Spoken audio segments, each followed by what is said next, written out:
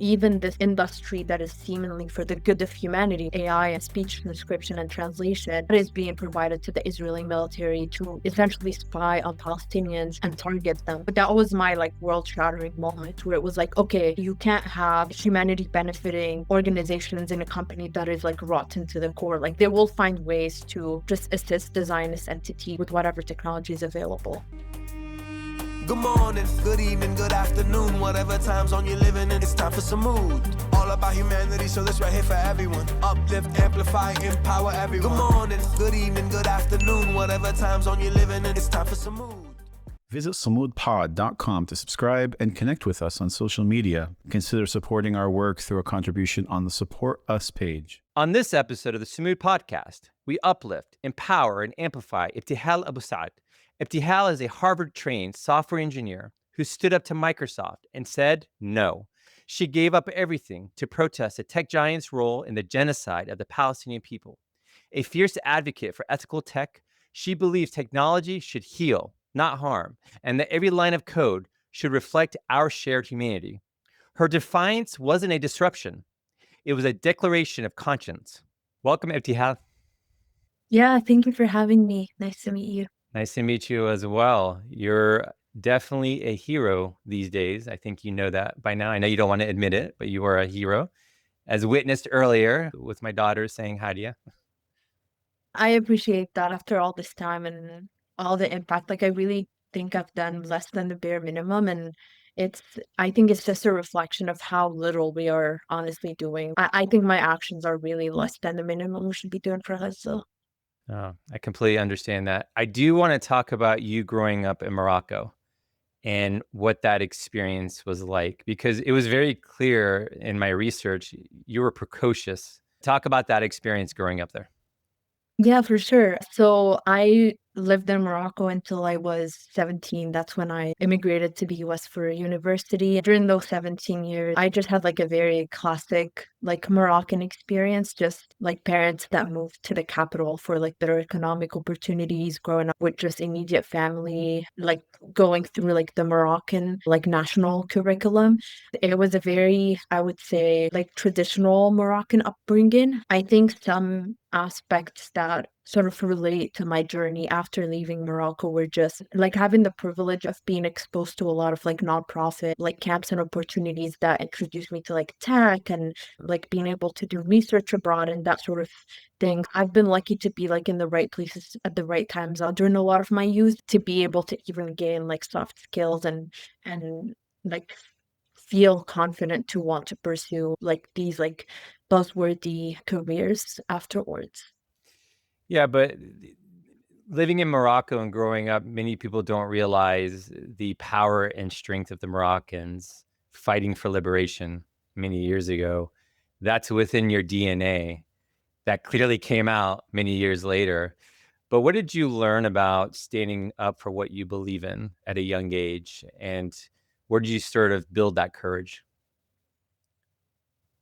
Yeah, yes, Morocco is no longer formally under European colonization, but growing up there, you very much realize how much of a hold European culture and European governments still have on Morocco. The whole struggle for independence and liberation. Many North African countries fought and sacrificed blood and millions of lives for their liberation. It's also the ongoing efforts of Moroccans in Morocco and organizations to free us mentally as well from neo-colonization. So yeah, growing up there, you very much realize the evils of imperialism and how much it affects what class you occupy in Morocco based on whether you speak a foreign language, and how success metrics are defined based on whether you're able to go live in a country that formerly colonized Morocco. It's very much in our DNA to fight for our independence, both on a material level, but also culturally. And it's something that is ongoing for many people. Do you think it's working, this reconditioning, if you will, of the mind? Do you think that's working within the education system in Morocco? I think the educational system, the good is we do learn about this struggle that you mentioned and how much our people had to give up to just reclaim our land.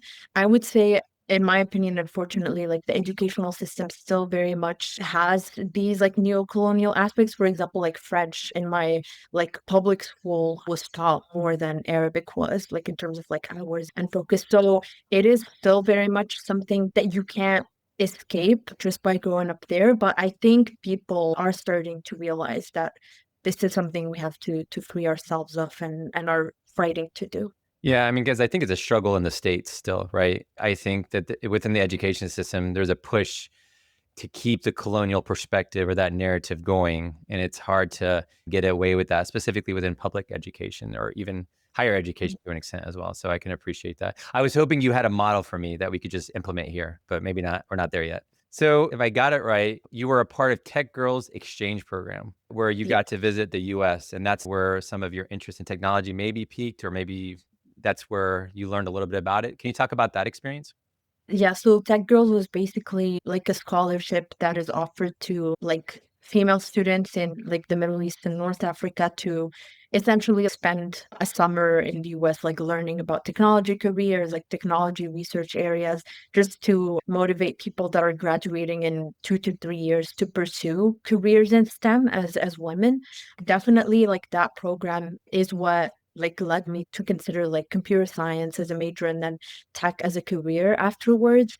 This is a field where I can go for like advancements that help humanity and like social good. And I'm sure we'll get into that afterwards. But I ended up learning that's not always how advanced technologies work, but definitely sparked that curiosity. Was it only Moroccans that were in the exchange program, or is it people from different countries?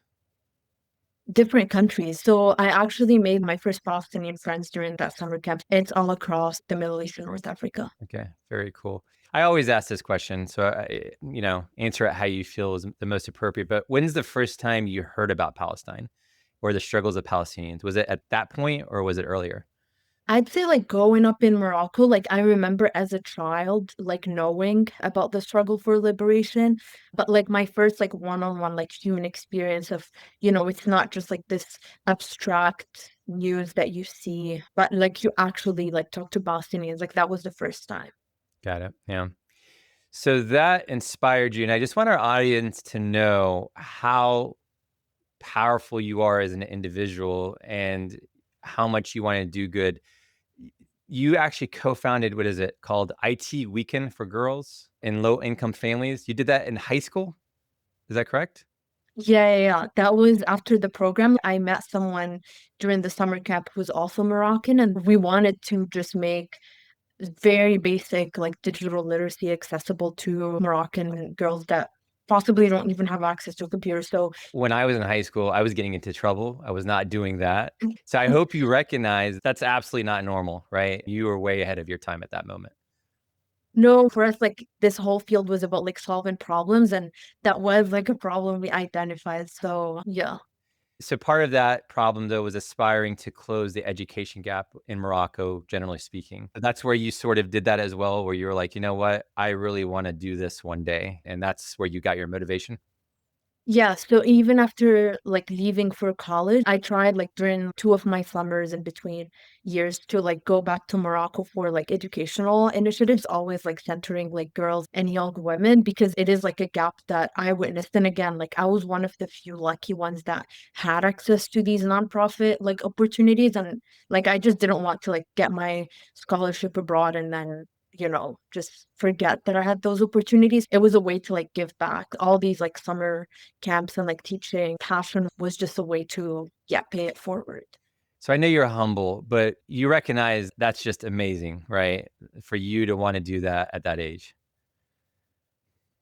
I don't think so. Again, like I think a lot of my path is really things I feel like are just a minimum for someone who's had as many privileges as myself and has been put in so many positions of being able to do something.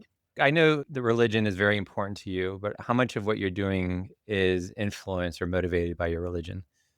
Yeah, I'd say quite a lot. Even though I was in Morocco for 17 years, like I would say like I was shaped as an adult being in North America, and the only thing that countered like this culture of save yourself, like individualism that I like faced when I moved here was honestly just Islam and the emphasis on like collective good and that you can't be okay and that is enough when others are not okay. So definitely, like I'd say, without that anchor, I might have fallen into this culture of like, yeah, I made it.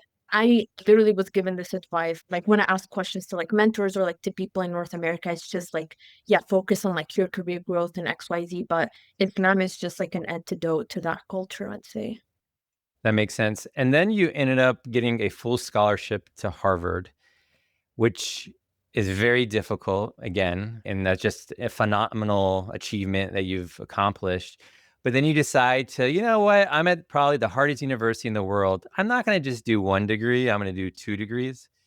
What motivated you to do that? And how did you have the time? I mean, Harvard, it's pretty hard to go to.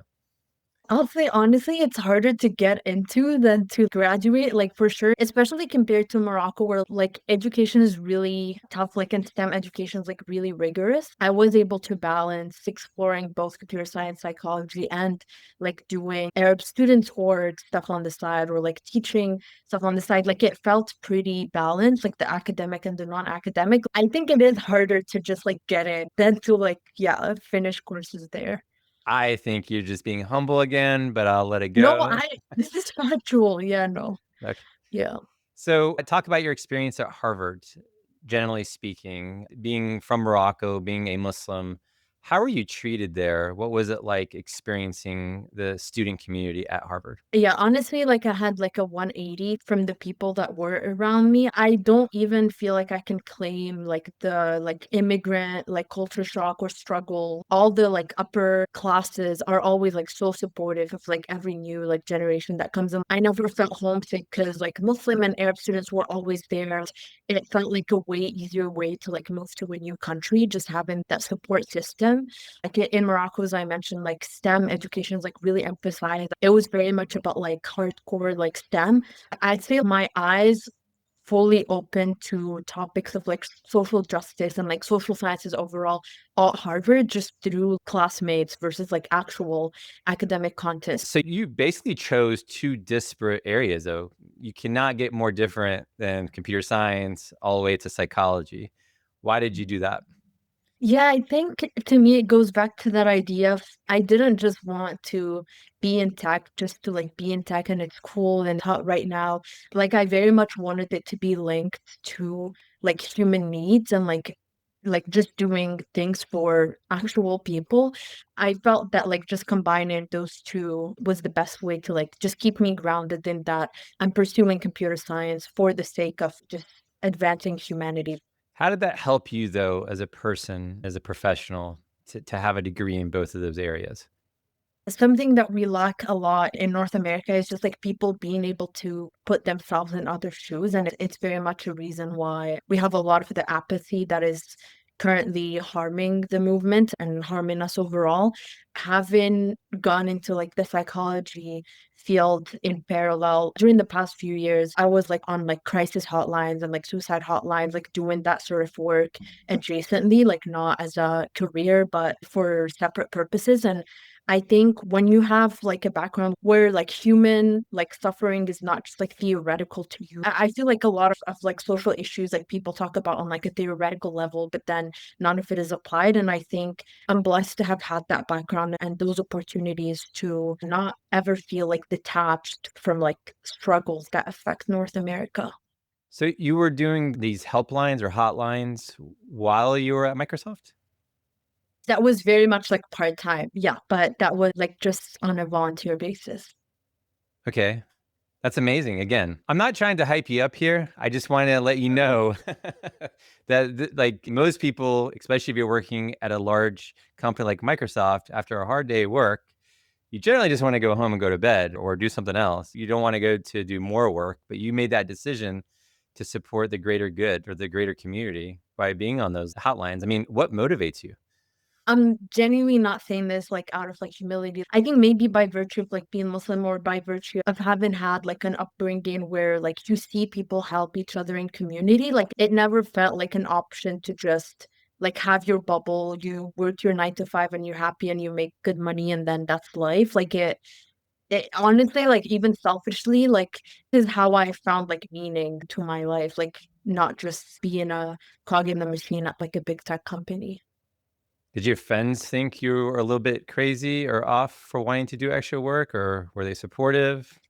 No, I'm lucky and privileged to have friends that like are also like very involved in their community, also very involved in organizing and volunteer work. So like I think that's also really important in that it normalizes that, you're not just like doing your job. It's very grounding to have the friend groups I have. Yeah, no, fair enough. And let's take you back to Harvard for a second as well. While you were at Harvard, you participated or facilitated the Technovation Challenge. Is that correct? A competition to help girls use tech and learn entrepreneurship? Yeah, so funny story about that. So that's like a competition that I took part in as a student back in Morocco for like 2 years. And so then while I was at university, I was eligible to be a mentor. So then I was mentoring like younger students in Morocco virtually that were in the competition. But yeah, it's basically like a program where you learn like basic stuff, like business planning, like mobile app development, and it's all centered around you're doing this to solve a problem in Morocco, basically. And if that wasn't enough, you decided to, I don't know how to say the name, so I'm going to let you say it, but you decided to work on a project for refugees, specifically around their medical records, correct?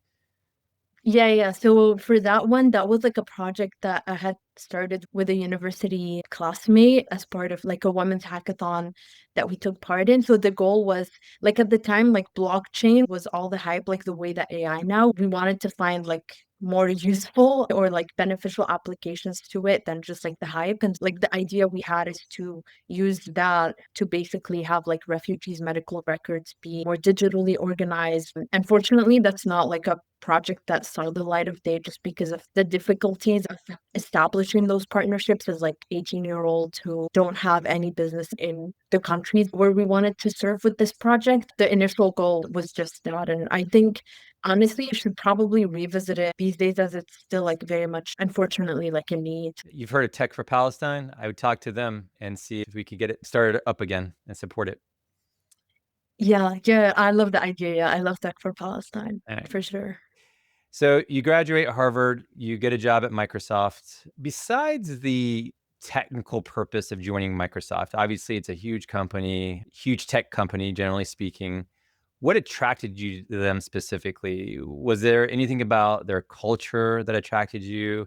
Did they pitch this whole DE&I initiative and welcoming community? But obviously, they didn't mean it. And just so you know, I've taken many shots at Microsoft.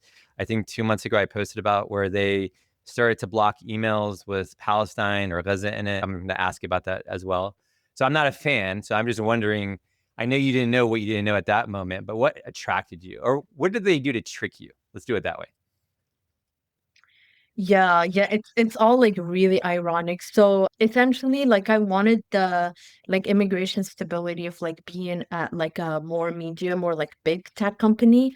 And in my head, it was like, okay, like this one's evil, this one's evil. The only good company seemed to be Microsoft. And I think it's still a perception that many people globally still have now, like that we're trying to shatter after all we learned is that like, yeah, you have like Amazon and it's horrible, Google's doing these horrible things, Apple. Microsoft is like the good ones. I did like an internship there during my second year, and then I just like did not apply anywhere else because I was like, yeah, I'm sad. Like I landed the good one. And that was like one part of it is just this perception that yes, I get the stability and the just like the cool feeling of like a lot of innovative things are happening here and I'm not doing hard. The other thing is I specifically had applied to be on a team that worked on like natural language processing, all that is like basically like helping humans with translation, transcription of their voices. And it was very much marketed as this, again, beneficial to humanity type of org. Like people boasted about how we won like accessibility awards and we do this work to help people in countries where they don't know English. Like there was so much, like I want to say now, like BS about how we have a net positive effect on the world. And to me, that was just, yeah, like I'm going somewhere great. I'm going to do good. When did you realize that they were dirty players in this whole game? When did you start to see the signs that something just wasn't right? Yeah, definitely after like October 2023, like their masks started to fall off. Like first thing is like right in October, like our VP sent an email that was like, we stand with Israel and we support our Israeli colleagues, and like no mention of Palestinians. And that was already like, okay, this is really weird, especially as a company that, again, like they're like, yeah, we developed these Arabic language models because we care about the region. It doesn't seem from this that you care, but benefit of the doubt, like prestige and like positive image of Microsoft. I was like, okay, this is like one bad agent. But then throughout 2024, we kept seeing things come up where like they would transfer employees or they would ignore questions in the AMAs about like Microsoft ties to Israel. Like it was starting to just like become clearer. And then the first thing that came out that was like crystal clear was that Microsoft Cloud, so Azure, was being used to assist the Israeli military, like it was being provided to the IOF. And at that point, like that was a huge deal to find out. But I still held on to that whole like, okay, but I'm in one of the good orgs. Like we're doing this stuff for humanity. Like sure, Microsoft as a whole might not be great. I still have a net positive effect.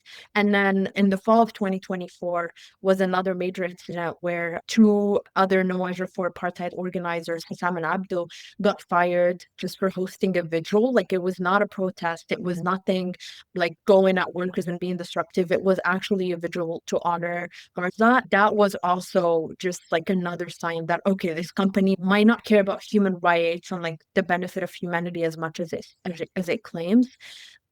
But then I'll say like the biggest thing to me was in February 2025 when AP News released this report that showed that, oh, even this industry that is seemingly for the good of humanity, which is AI and speech transcription and translation, provided to the Israeli military to essentially spy on Palestinians and target them.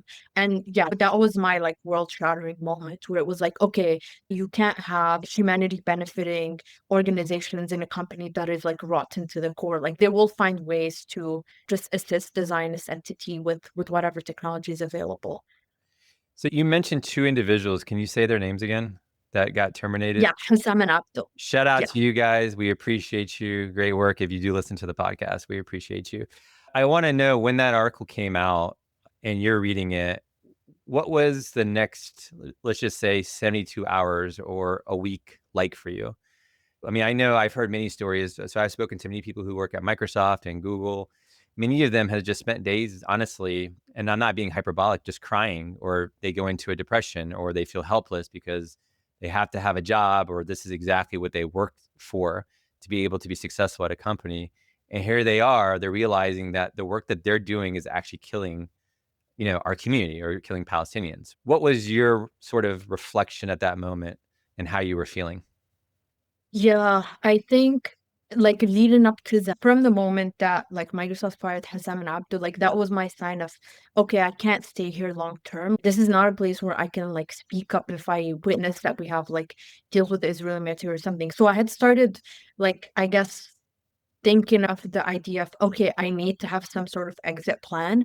But when that article came out, like it all just became more urgent because I started realizing, okay, like the work that I might be doing tomorrow when I wake up might be provided to the Israeli military. It just like blurred the lines between, oh, this is just for good and this is actually killing Palestinians. My immediate reaction was just like, okay, like I need to get out now. Like it felt like it would be like a waste to just like quit and, move on to a new job and like they'll just get away with it. They'll hire someone else, they'll do this job. So that's when I got in touch with Hassam actually, and I was like, hey, I saw the article.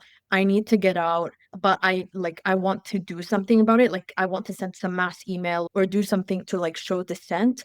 And that was the beginning of the whole like month and a half that led to April 4th and the protest there. But essentially like the reaction was like world shattering, but I was like, okay, I need a plan now. Like it's not gonna help anyone if I'm just like paralyzed and like I just feel defeated at work every day. Like there is some sort of opposition that has to come from the inside.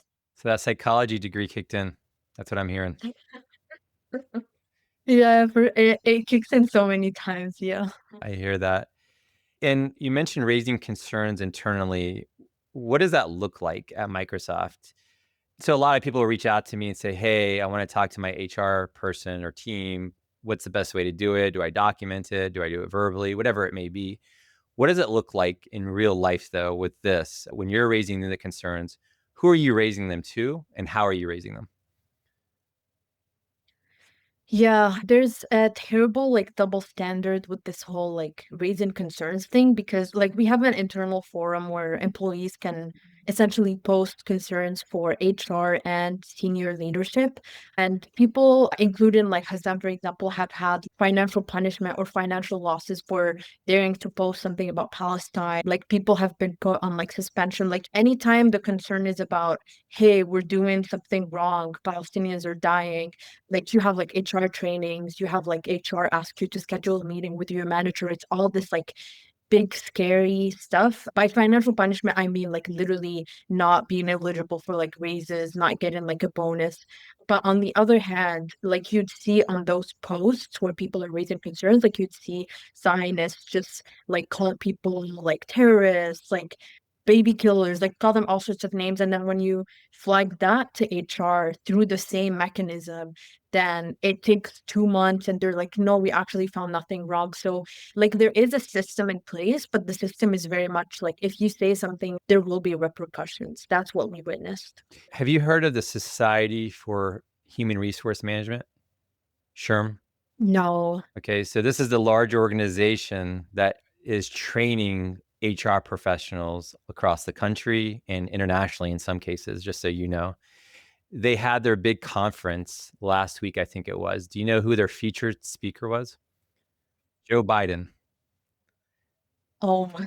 Okay. So these HR Yeah. professionals, this HR organization, this is who they're learning from. It's okay to Yeah. turn your head and ignore a genocide. It's okay to ignore your Palestinian employees or your Muslim or your Arab employees, whatever it may be. And that's where they're learning it from. And it's so unfortunate. So I just want you to know, like when you were talking about the HR thing, I'm like, yeah, like who's training them? Clearly, we're going to have that problem.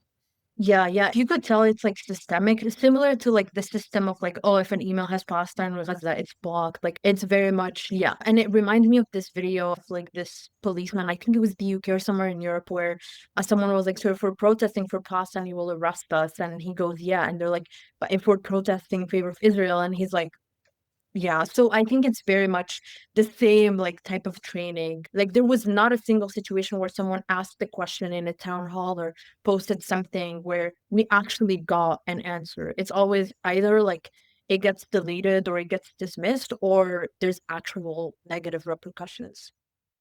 Did you ever engage with any Zionists, like specifically individuals that said, I am a Zionist no matter what, I don't care what's happening, and I stand with Israel and what they're doing to the Palestinian people? Did you engage with anybody on that level who admitted that to you and just dismissed you? I don't recall. Like I after April, in the time between when I like had the protest and Microsoft fired me after I sent an email, I did have Zionists at Microsoft proclaim like, yeah, we're gonna call ICE on you because we love Israel and you did XYZ. Like that was my first actual conversation. I don't think I've ever, yeah, like just been in a situation where someone was like, I defend Israel and yeah, deal with it. So I want to work on something with you. And that, the way we frame things is very important. The words that we use. They did not fire you, they lost you. Let's just be very clear. They clearly lost a talented individual because of their greed or their willingness to just participate in a genocide willingly, right? So I just wanted to make it very clear. They lost you. You didn't really lose them. They didn't terminate you. I hope you agree with that. Yeah, yeah. Thankfully, I don't feel any loss. I'm happy that bridge is burned and they've lost many, many more people since then, like from protest resignations and yeah, people just walking out. So Yeah. yeah, their loss for being on the wrong side of history. And the colleagues that are still there, I'm going to be specific. Your Muslim, your Arabs, and your Palestinian employees that are still there. I know it's not easy just to pick up and quit or pick up and leave. Why are they sticking around? Yeah, I think Like, honestly, most people I've spoken to are not, like, content with just, like, staying happy about it. There's the first category of, like, we have people who are specifically staying to organize with No Azure for Apartheid and to essentially, like, further the cause from inside the company, which is, like, a valid strategy. Like, they're just, like, wreaking havoc as employees. But then for people who are not organizing, yeah, like, the folks I've spoken to, it's always just, like, this fear of, like, what if I get blacklisted from, like, all big tech? What if I don't find, like, another job in this market? So with all these, like, risk factors of being in tech, like, these days and in this economy, but, like, I feel like everyone I've spoken to, if, like, you just, like, offered them, like, a job tomorrow with the same, like, benefits as Microsoft, like, they would take it and quit. I've frankly not met people who feel like, "Yeah, I love being at Microsoft despite all of this." So, yeah. Do you know what the percentage is of the Microsoft employee population as far as Arabs or Muslims go? Any chance you know that data? I'm not sure. I know on our mailing list for Muslims, we had, I think, 1,000 or 2,000 people, so it's not much. But again, that list might not have every Muslim at the company. If I were to estimate, I'd say probably 5% or less. So they would feel it to an extent if that whole Yeah. group just said, you know what, we're protesting and we're not going to do any work. We're boycotting this for a week. Microsoft, I believe, would probably feel that, correct? Yeah, yeah, and there were actually workers in one of the offices in the MENA region that, like, did that. There's this, like, one day or 1 week where we're not going to work because of Microsoft's complicity, which, as you said, like, is felt. I think for a lot of people, it's just the idea of, like, anything adjacent to, like, a strike feels, like, too risky. It's like you're putting your job on the line, but it's like they can't fire, like, 2,000 people, but yeah, like, some people have circumstances, and for some people, it's more of just, like, it's really uncomfortable to just have that risk. No, no, I completely understand. It's very difficult. So, No Azure for Apartheid, could you explain that? Could you unpack that for the audience? They hear it, they see it posted everywhere, but I don't think many people really understand what it entails. So, if you could help with that, that would be great. Yeah, yeah, of course. So basically, we're a group of current and former Microsoft workers who are organizing in different ways to just like pressure Microsoft to end its complicity in genocide. So that's through canceling the contracts with the Israeli military and government. And so our campaign basically started in 2024, actually, a little bit over a year ago. And it's been like a series of like internal pressure campaigns, of protests, of like vigils, like mass education within the company. So we are active on like all sorts of fronts, the boycott as well, to just educate both Microsoft workers and people around the world on this complicity, and then also just push Microsoft to realize that the cost of doing business with Israel is getting high. Like it is costing you like workers and your PR, and it is way better to just end those contracts and not be in contradiction with your mission. Is this a group within Microsoft, or is this a completely different group that just calls out Microsoft? Does that make sense?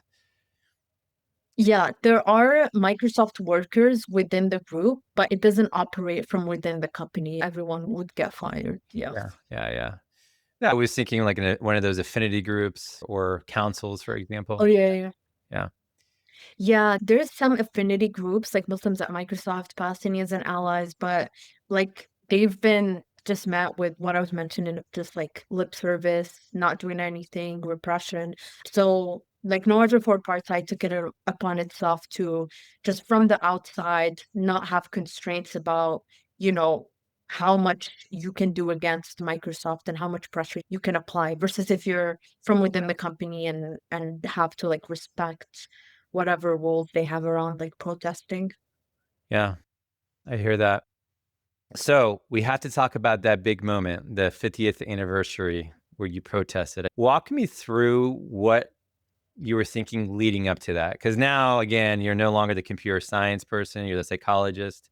I'm sure you had a detailed game plan with about 50 pages on paper, maybe, I don't know, of what you're going to do. Walk me through you figuring out that, you know what, this is the moment for me to speak up and here's how I'm going to prepare for it.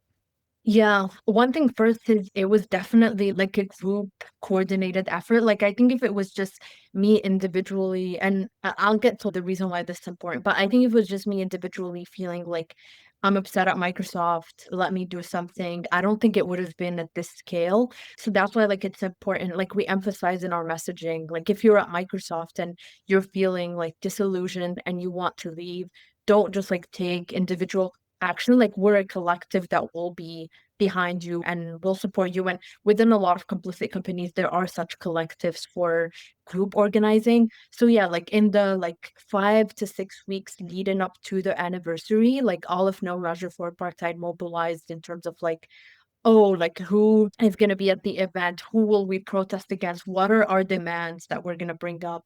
Like, what is the right moment? What is the right tone? People just see that moment. And like some people mistakenly think, like, I was just sitting there and then I was like, you know what? I'm done with this and like got up. But it was very much like organized. And a lot of people behind the scenes are doing like so much work to pressure Microsoft. They're just not as visible.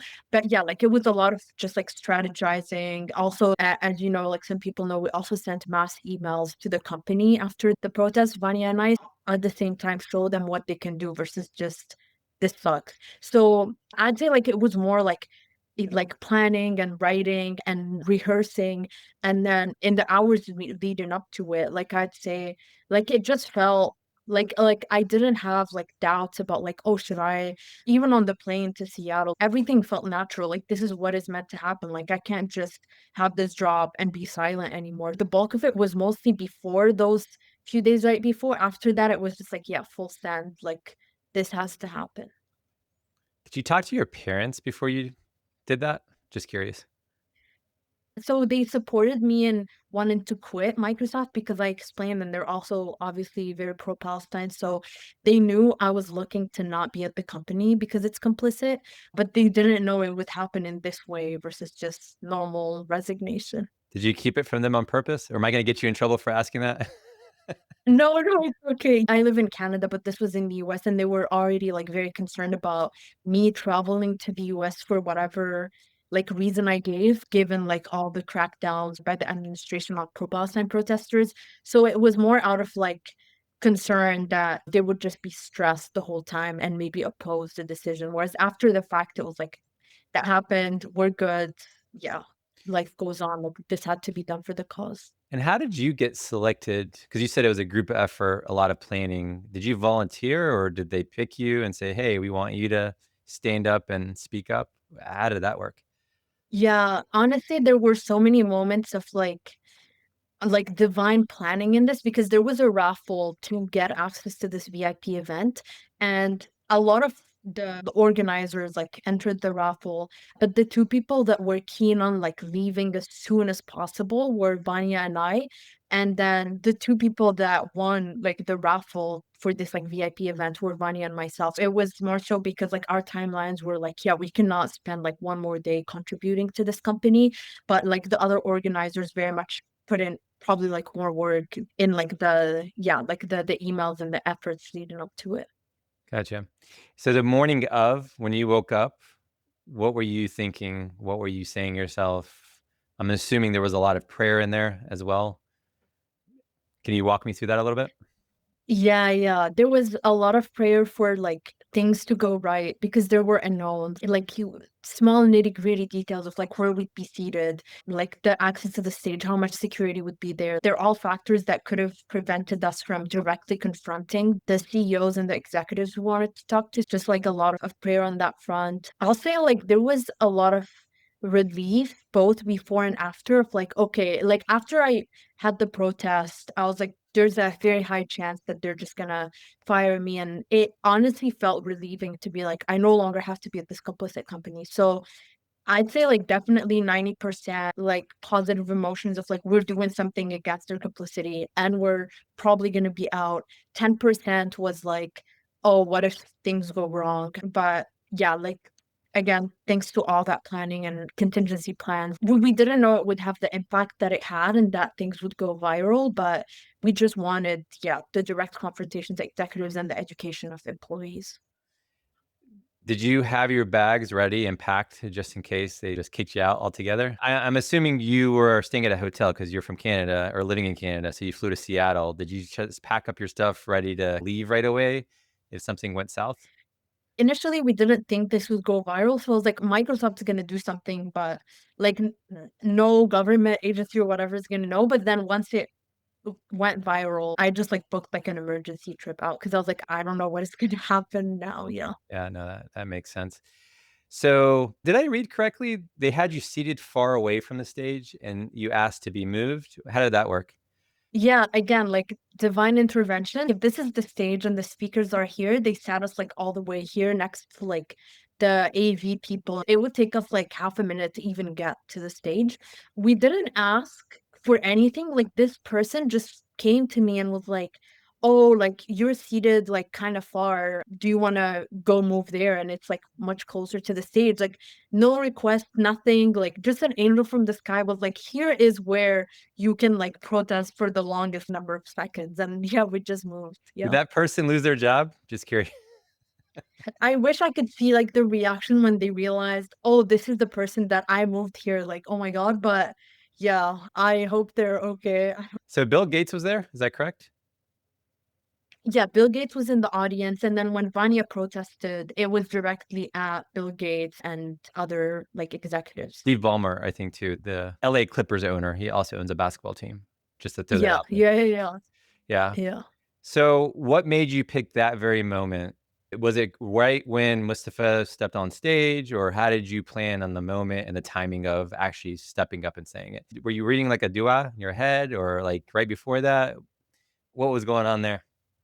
Yeah, yeah. So the moment was a little bit after he like started presenting, and it was meant to coincide with like a demo because like all these events are always very like, oh, flashy, this, that, like Microsoft innovation, look, like we're so cool and we're doing great things.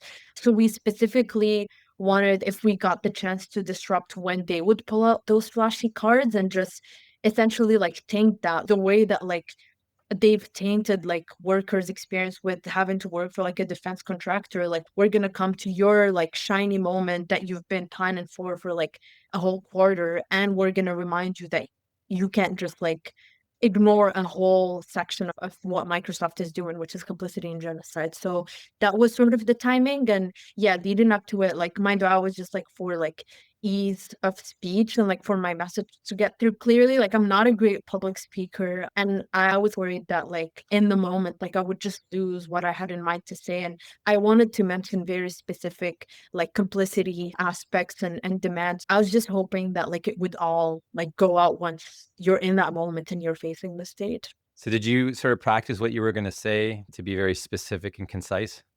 Yeah, exactly. Especially because again, like there was the unknown of like how long security would even let us be there before they stormed in. So it was tailored to have like most impactful like first 15 seconds, then the less impactful stuff next, and so on, just based on like how long we can get our message out there. But definitely practice for like having a concise, like to the point ask.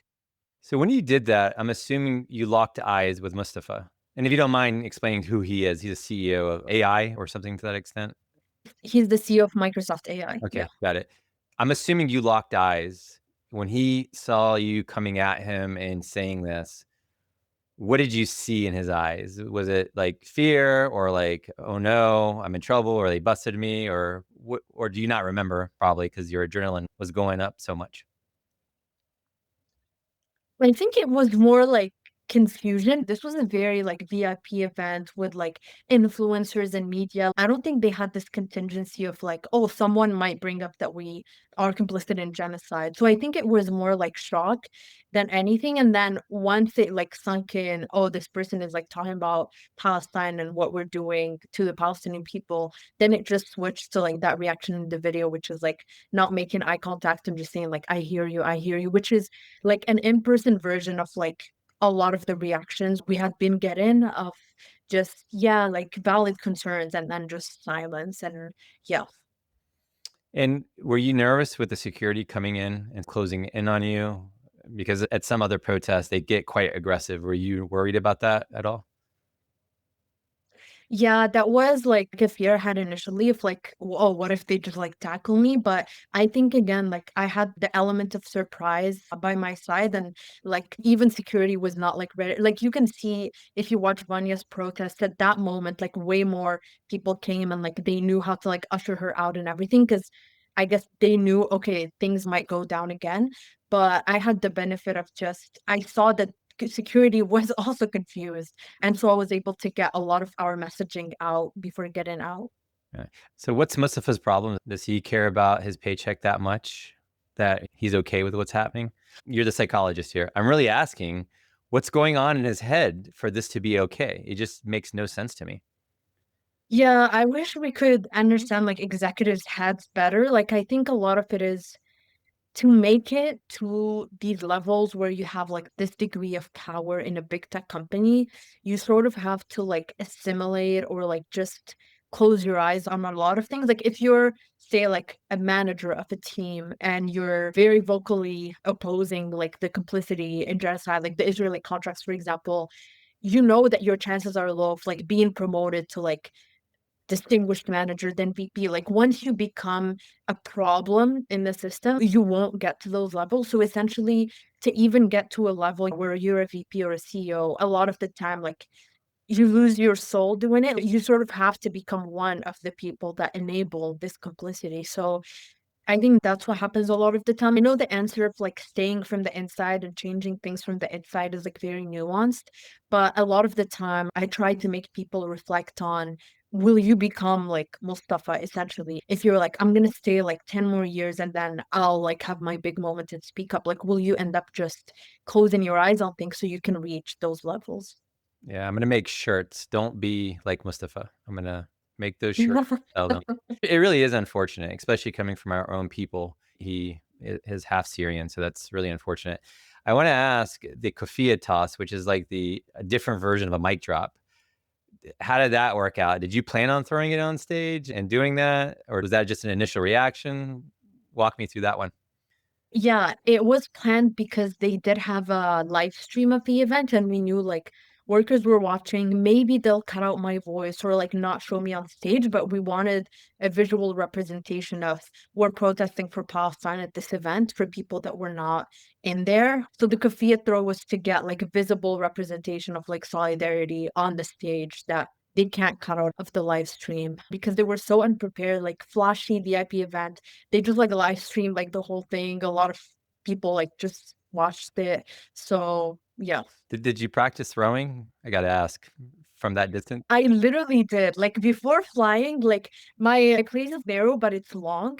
So like literally like in the days leading up to it, like I would just grab the kafia and try to like get the distance to be as great as I could, like all the way to the door. Because again, you don't know where you're gonna be seated. And I was like, I need that visual representation to be on the Microsoft stage. Yeah. That is so awesome that you planned that and practice. I just got to tell you, that is pretty cool.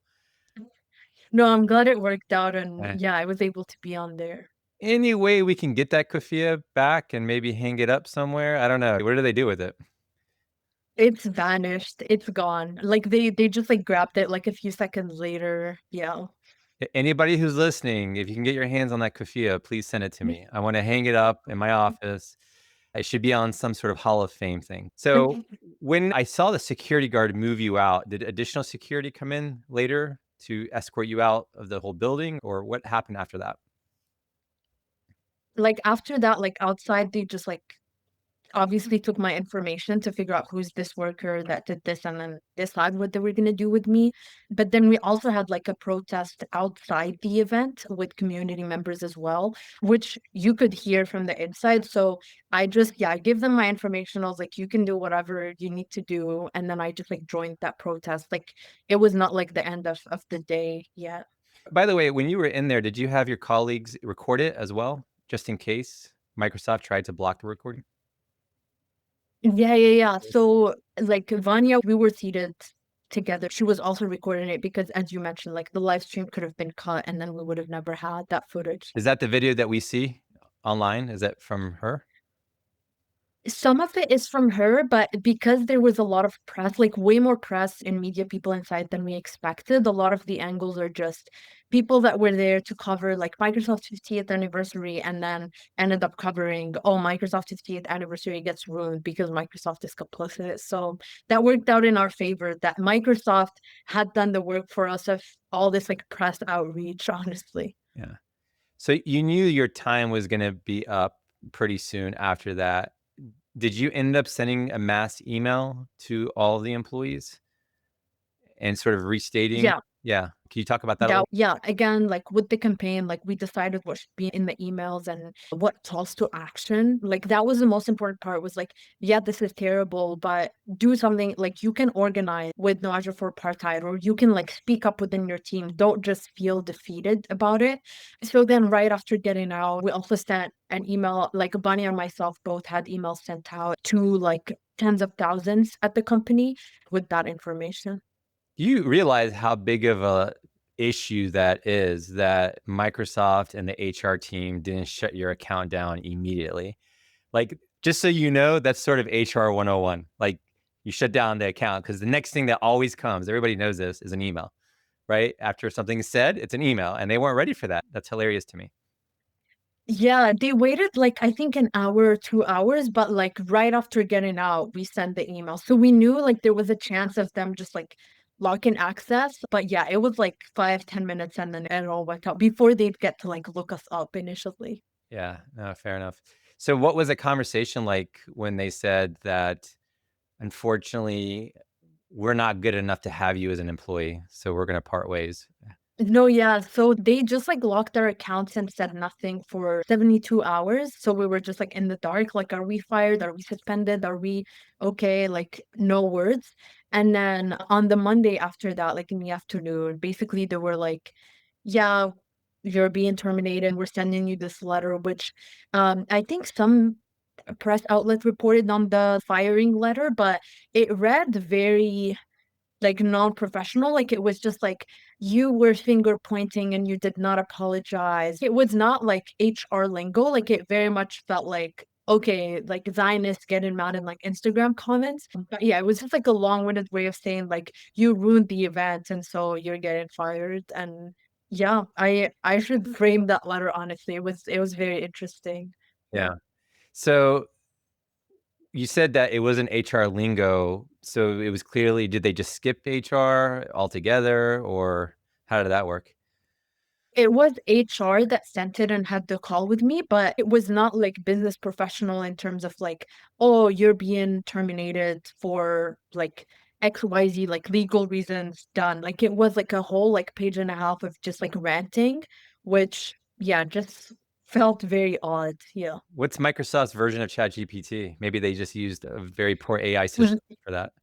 Yeah, it could have been like Copilot. We don't know. Before Hassam got the call that he got fired, like before he got any notice of it, there was like a Zionist account that like doxes people on X that posted about his firing before he heard the news. So we know that there's something fishy in terms of like the influences that they have to just like get rid of anyone who expresses pro-Palestine sentiments. At the same time, it was funny, but it was not surprising that they would just have those weird messages. Like they literally said the worst thing is you did not apologize. But it just like did not feel like a normal firing situation. Yeah, they accuse you of like a hostile work environment, if I read correctly, or creating hostility and yelling and screaming. I mean, they made it seem so much worse. I mean, I felt you were very articulate and it was very much a protest. You weren't saying you suck, this is horrible, kind of thing. You were being very matter of fact. I think if I read it correctly, was that you created a very hostile work environment and people were afraid and they didn't feel safe in that space at that moment, which they shouldn't have, but yeah. Yeah, they essentially used the word aggressive and they were like, yeah, you were being aggressive, finger pointing, yelling. And also an important thing to bring up is they denied the allegations. They were like, you were finger pointing and yelling things that the company denies in its entirety. And then like in the next, 2 months or so, Microsoft issued a whole statement where they acknowledge and admit that they have contracts with the Israeli military. It was very much not like very well planned. Like I don't know who they put in charge of that, but it was very messy. Yeah. I hear that. And I want to go back to a second, your colleague that was terminated. Did I hear you correctly? You said, I just want to make sure the audience hears this too. He was basically informed via X. Somebody else released the news before he got the news that he was terminated. Yes, yes. There was like this account that's like the whole mission is like we expose anyone who's quote unquote anti-Semitic, but like is just anti-Zionist. It's similar to like Canary Mission and just trying to dox people that are pro-Palestine. And they had been trying at Microsoft to fire him for months leading up to that because of his like vocal stances. And then they released the news first. Then after some time, he got the call from Microsoft. So clearly it's not very like transparent and there are non-Microsoft agents at work here. Yeah. So I want to ask you, what do? We can't use Microsoft. We can't use Google, right? What can we use? What's your advice? In many cases, a lot of people are just locked into these resources. They have no way out of them. They need them. What's the alternative? Yeah, so just like BDS, like we think that like targeted boycotts are like best. And so like the number one thing is just if anything, just let go of Microsoft services or like big tech services where you are financing the company. So that would be in Microsoft's case, like Xbox, like Copilot, if you have a subscription, like anything where you're monetarily supporting Microsoft, that's like top priority. And then for like Teams, for example, like it's funny, there was like a press article that talked about this, and they were like, yeah, the boycott of Teams is not as prioritized because no one uses Teams willingly. Like it's all because your employer forces it on you. There's no human on earth that's like, I love Teams, let me go use it. And so if you're in a situation where because of your work environment, you have to use like Google or Microsoft product, like again, the priority is just those services where you're like putting your money somewhere that's complicit in genocide. There are like some alternatives for like your personal life. We have like some infographics on our stories and the No Azure for Apartheid page that are like LibreOffice as an office alternative, Proton for emails, Jitsi for meetings. Like there are less known tools out there to like essentially limit your use of big tech services. You said Xbox too. So just so everybody understands, Xbox Live services are part of Microsoft or owned by Microsoft, correct? Yes, and they're a huge like source of revenue. So they're like number one, even on the BDS priority list, they're at the top of the list. Okay. We got a lot of gamers in our community. They're going to have to pivot. I'm assuming PlayStation's okay. I don't know. Maybe that's the alternative. Yeah, honestly, I don't play games, so I don't know like all the alternatives, but there's been like indie developers that took their games off of Xbox in support and just have them like on PC or like other devices. So even like going and looking for those opportunities to support those that in the gaming industry are pro-Palestine. I want to ask if you could do this all over again, would you? 3000%. Yeah. Like even leading up to it and even in the moment and even after the firing, like there was not a single moment where it felt like, oh no, like what have we done? Again, like it's really the minimum. Like I worked somewhere, I found out it's complicit in genocide. Like there's no alternative path I can think of. I won that raffle. I had the opportunity to be there and disrupt. Like I couldn't just throw that and be like, yeah, let me just be comfortable in this like cushy job and live life. Take it farther back. Would you still have joined Microsoft knowing what you know now?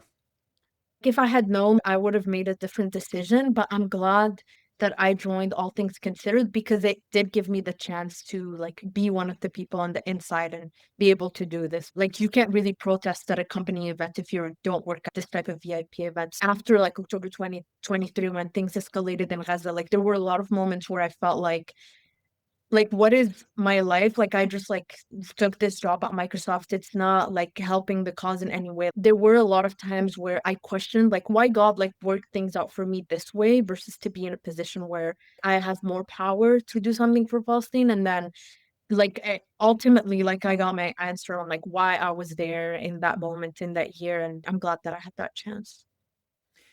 Looking back, growing up in Morocco, thinking about that 15-year-old you or 16-year-old you, would you ever imagine that you'd be in this position today at this age, being at the fore essentially of a revolution with all of us? Yeah, no way. My vision was like, yeah, I'm gonna go to the US, be in a company that like does good things. I'll do good things with my code, and that's like end of the story. It's through meeting both like Palestinian, Arab, Muslim students while I was at Harvard that had this notion of struggle for liberation, doing things for social justice. I think that shifted everything, and it like sort of shifted my priorities. Like it became less about like, yeah, let me have like this great job that does good. How do I like serve my people like in the moment with whatever privileges I was granted? No, I appreciate that. Do you have any message? And I mentioned you met my daughters earlier who wanted to thank you and mention that you're a hero of theirs. After they watched the video like 100 times, they wouldn't let me stop on my phone. So just so you know, I had to play it like a million times. What message do you have for young girls growing up who aspire to be like you or aspire to be in tech or psychology or whatever it may be, specifically within our community? What is your message for them? Yeah, I'd say like it's important, especially now when like we see that our people are like being murdered or being oppressed. It's important to also factor in as you make life decisions, like how can I possibly make a decision in this way and not that way to serve the cause, essentially. That's become the way I think about even like free time or future career stuff. What the past like almost 2 years have made us realize is like we really have to rely on ourselves and each other for a lot of the struggle. Like our politicians are not doing what they need to be doing. It's in our hands. And if you're at one of these points where, you know, you have options in front of you and you're trying to decide what to do with life, do consider how that can have impact on the Palestinian cause or any cause that's for justice. I wish I had thought more about that prior to now.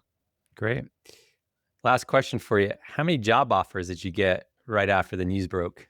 I was really lucky because someone I really looked up to, which is like Dr. Amar Suleiman, like reached out with an opportunity to join Yaqeen, like in the week following that, an institution that's been like educating me and people about the genocide since it started and has been pro-Palestine for as long as it's been around. I'm very lucky to be with the institute right now. So I did not have that period of like, oh, what do I do? It felt like a no-brainer to be with Yaqeen. That's amazing, especially to work within that space. That's pretty powerful, I'm assuming for you, correct?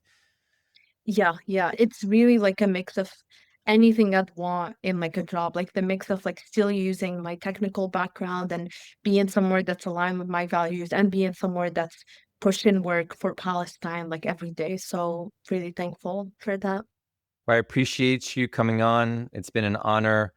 Any final words you would like to Um, share with the audience or anything you'd like to say before we finalize the interview here?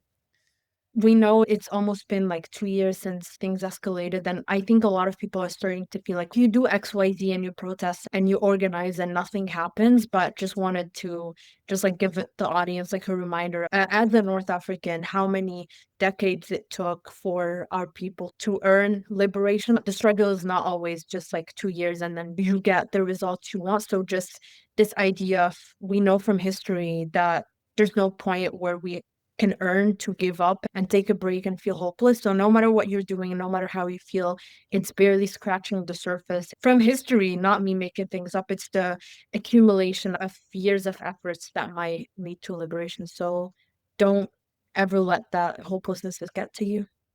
I appreciate that. Thank you again so much. It's been an honor. The honor is on mine. Thank you so much for all you do. Listen, stay tuned, cause it's time for some mood.